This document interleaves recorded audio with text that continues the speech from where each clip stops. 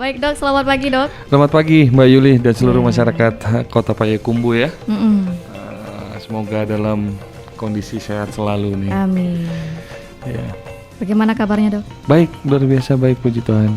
Ya, sebelumnya juga kami mewakili dari saya selaku konsultan medis PT Amanah Berkah Kencana memohon maaf sebesar-besarnya kepada masyarakat Kota Payakumbuh khususnya, yang mana sebelumnya sudah kita beritahukan bahwasanya hari ini kita akan melakukan pemeriksaan gratis nih. Namun karena memang kondisi nasional ya, dan ada himbauan baik dari presiden hingga ke jajarannya sampai ke bupati atau wali kota, bahwasanya kita perlu melakukan tindakan pencegahan dengan meniadakan kegiatan yang bersifat bisa mengumpulkan massa. Tujuannya agar bisa memutus mata rantai penyebaran virus corona yang sedang menjadi musibah bagi Indonesia saat ini nih. Betul. Nah, jadi tapi jangan berkecil hati.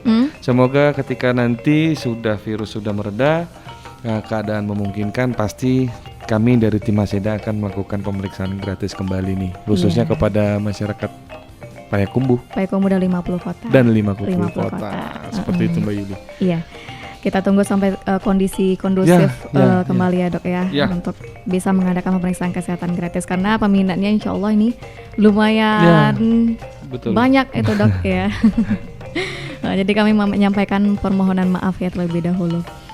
Ya baik, dan juga ini dok, sebelum kita mulai, sehubungan karena dengan maraknya mewabahnya virus corona atau COVID-19 ya, itu bagaimana tanggapan dari dokter sendiri yang sehari-hari itu di bagian kesehatan gitu?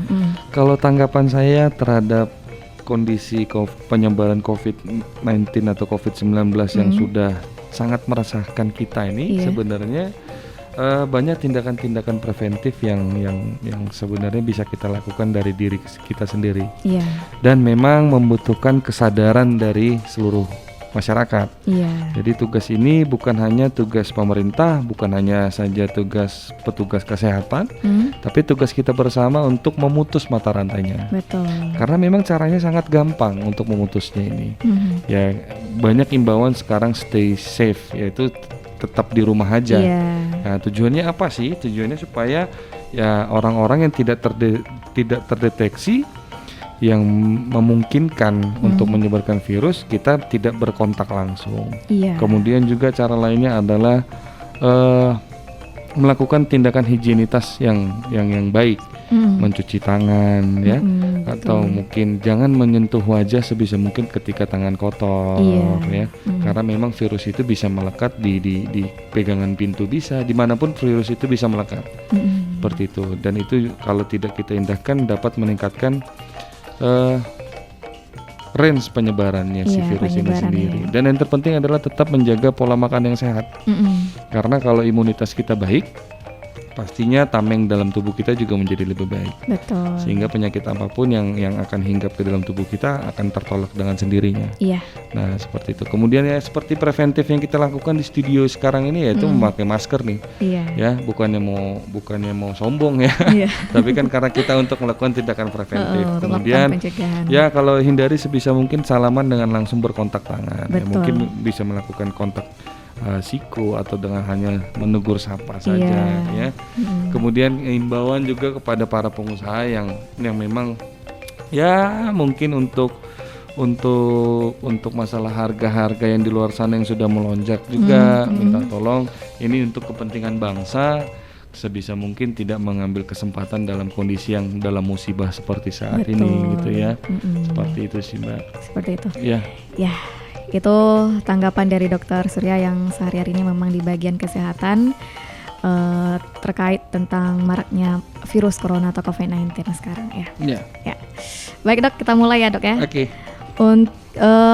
Apalagi dengan adanya virus corona tersebut, otomatis banyak masyarakat kita yang beranggapan penyakit-penyakit yang muncul adanya mengait-ngaitkan dengan virus corona begitu dok ya. Jadi Haseda ini kan termasuk vitamin juga ya dok ya. Multivitamin suplemen yang bisa meningkatkan imunitas tubuh gitu. Jadi ini temanya sekarang tentang osteoartritis ya dok ya. Jadi penyakit osteoartritis itu apa itu dok sendiri ya? Jadi kalau kepada masyarakat Kota Payakumbuh dan 50 kota pastinya mungkin kalau dari segi bahasa awamnya jarang dengar nih osteoartritis itu seperti apa. Cuman kalau kita mau menggunakan bahasa awam ya, osteoartritis itu adalah suatu kondisi peradangan kronis pada sendi yang disebabkan akibat kerusakan pada tulang rawan.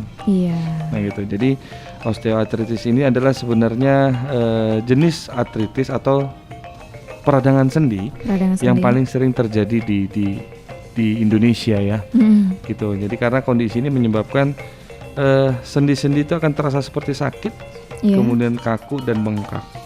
Nah, karena kita berbicara peradangan sendi, maka penyakit ini biasanya bisa menyerang ke semua bagian sendi yang ada di dalam tubuh kita. Namun jangan langsung berasumsi seluruh tubuh kita gitu ya. Nah, walaupun penyakit ini menyerang sendi-sendi di jari tangan, lutut, pinggul dan tulang punggung adalah sendi-sendi yang paling sering terjadi gejala penyakit ini. Kenapa? Karena kita lihat dari aktivitasnya, sendi-sendi itulah yang paling sering digerakkan di kehidupan kita sehari-hari. Betul. Persendian tangan, pinggang gitu ya. Itu paling sering digerakkan di lutut, aktivitas kita sehari-hari seperti itu, Mbak. Jadi penyebab dari penyakit osteoartritis itu sendiri apa itu dok? Tadi sedikit kita singgung nih Mbak Yuli dan seluruh kerabat sehat Indonesia. Osteoartritis itu disebabkan karena kerusakan pada tulang rawan dan sendi, gitu ya, sehingga gesekan-gesekan antara tulang ini. Jadi kalau kita berbicara tulang, kalau saya bisa gambarkan ada beberapa bagian tulang di mana di situ ada lapisan sendinya. Ketika lapisannya sendi itu, maka si tulang itu tidak ada lapisannya lagi, jadi bisa langsung bergesekan. Nah, ketika dia sudah bergesekan, itu bisa menyebabkan pembengkakan. Akibat tidak ada lagi bantalan di antara sendi itu, maka rasa sakit yang dimunculkan oleh gesekan itu akan terjadi sangat luar biasa. Karena memang tidak ada bantalan yang menggesek langsung tulang dengan tulang ya. Berarti itu dok betul ya. Sekali. Jadi kerusakan ini biasanya berkembang dengan seiringnya berjalan waktu. Biasanya seseorang yang sudah masuk ke fase non produktif atau usia lanjut ya, mana memang bantalan sudah tipis ya, itu akan terjadi lebih parah kondisi ini seperti itu. Jadi penyakit itu bisa terjadi pada usia muda berarti dok? Sebenarnya kalau kita berbicara usia Mbak Yulia dan seluruh kerabat sehat, tidak ada patokannya dan belum bisa kita buktikan secara ilmiah. Ini hanya menyerang orang yang berusia lanjut. Karena apa? Karena ini bisa berhubungan dengan seberapa tinggi aktivitas si pasien itu sehari-hari. Gitu, misalnya anak muda ya, zaman sekarang ini suka berolahraga, nge-gym gitu ya. Nah, beban dari kinerja tulangnya meningkat, maka si lapisan bantalannya tulangnya itu juga akan lebih cepat tipis. Sehingga anak muda juga bisa terkena osteoartritis seperti itu. Berarti tergantung aktivitas berat atau tidaknya yang dilakukan sehari-hari kan. Betul. Jadi faktor risiko dari penyakit osteoartritis itu sendiri apa itu dok? Kalau faktor ini menarik Mbak. Faktor risikonya dari osteoartritis ini sendiri apa? Yang pertama adalah seseorang yang dalam fase berat badannya berlebihan atau biasa kita bilang ini obesitas. Kenapa orang obesitas bisa meningkat? Karena memang postur atau kontur tulangnya itu tidak bisa lagi menahan atau menopang berat badan si orang itu secara terus menerus. Karena kita bilang sudah overload, beban kerjanya sudah berlebih sehingga menyebabkan lapisan itu menjadi lebih cepat tipis. Kemudian juga faktor risiko berikutnya adalah ibu yang seorang wanita yang sudah memasuki masa menopause. Nah, kenapa? Karena di saat seseorang ini sudah memasuki masa menopause, pasti juga kandungan kalsium dalam tulangnya sudah mulai berkurang. Sehingga itu juga bisa mempengaruhi dari kinerja persendian tulang-tulangnya si pasien itu sendiri. Seperti itu, Mbak. Itu faktor risikonya ya dok ya. Jadi supaya kita terhindar dari faktor risiko penyakit osteoartritis itu sendiri, apa yang harus kita lakukan itu dok kita agar tidak terkena osteoartritis? Sebenarnya untuk kita bisa terhindar dari osteoartritis ini banyak tindakan-tindakan preventif yang sangat gampang kita lakukan. Iya. Ya, yang pertama adalah kita harus rutin berolahraga nih Mbak. Iya. Rutin berolahraga yang seperlunya. Jadi dalam artian kalau kita bilang saya nge-gym olahraga juga loh dok. Gitu. Iya betul. Tapi ketika kita gym kita punya target, kita pengen punya badan ideal, kita ingin ada otot terbentuk di tangan kita misalnya, maka beban kerjanya itu pasti akan kita paksa. Rutin berolahraga yang di sini dimaksud adalah misalnya melakukan jogging atau berenang. Nah itu tidak ada kondisi memaksakan otot atau tulang kita bekerja lebih keras. Kita kemudian pencegahan berikutnya adalah menjaga pola berat badan yang memang ideal untuk tubuh kita. Artinya misalnya seseorang itu sudah mulai obesitas, bisa melakukan diet normal atau diet sehat. Nah salah satu diet sehat itu ya bisa mengkonsumsi Haseda juga sebenarnya. Haseda sebenarnya. Iya seperti itu Mbak. Jadi sudah 20 menit ya dok ya. Baik, kita di segmen kedua nanti akan kita lanjutkan kembali ya dok ya. Nanti akan bisa diterima langsung untuk penelpon ataupun yang pendengar kita yang ingin bertanya langsung tentang penyakit osteoartritis itu, ataupun yang menanyakan tentang Haseda ya. Baik, terlihat terlebih dahulu, jangan kemana-mana ya. Jangan makama dan sanak bitua ya, tetap di 101,6 Marawa FM. Langsung. Tadi kan sudah kita jelaskan tentang penyakit osteoartritis, gambarannya sudah dijelaskan ya dok ya. Sekarang tentang herbal tetes Haseda yang tadi juga sudah disinggung ya. Tentang apa itu fungsinya dan apa itu Haseda. Ya, jadi kalau mungkin kita sudah membahas sekarang tentang apa itu Haseda. Sebenarnya Haseda ini mungkin sudah tidak asing lagi bagi seluruh kerabat sehat Indonesia, khususnya di kota Payakumbuh dan 50 kota. Karena memang Haseda ini sudah banyak memberikan bukti. Memberikan bukti. Bukan lagi hanya sekedar obrol-obrol janji seperti itu ya. Nah, jadi apa sih Haseda sebenarnya kan begitu? Haseda adalah suatu produk herbal tetes yang sangat inovatif, hasil ciptaan anak bangsa Indonesia. Jadi benar-benar ini 100% Indonesia. Alami ya. Alami. Nah, tercipta dari 42 jenis sari buah dan sayur. Gitu, dan diproses menggunakan bioteknologi terpadu sampai hampir 1 tahun nih Mbak Yuli. Dan seluruh kerabat sehat Indonesia ya. Jadi kalau kita lihat dari segi waktu menciptakannya, maka memang bisa kita simpulkan bahwasanya hasil yang diciptakan oleh herbal tetes Haseda ini sangat luar biasa. Kenapa? Pertama karena dia bersifat nanopartikel. Nanopartikel ini adalah suatu ukuran zat yang paling kecil di muka bumi ini, sehingga ketika dia masuk ke dalam tubuh kita dia bisa lebih cepat kerjanya. Seperti itu. Kemudian juga memiliki pH 8+ yang artinya bersifat basah.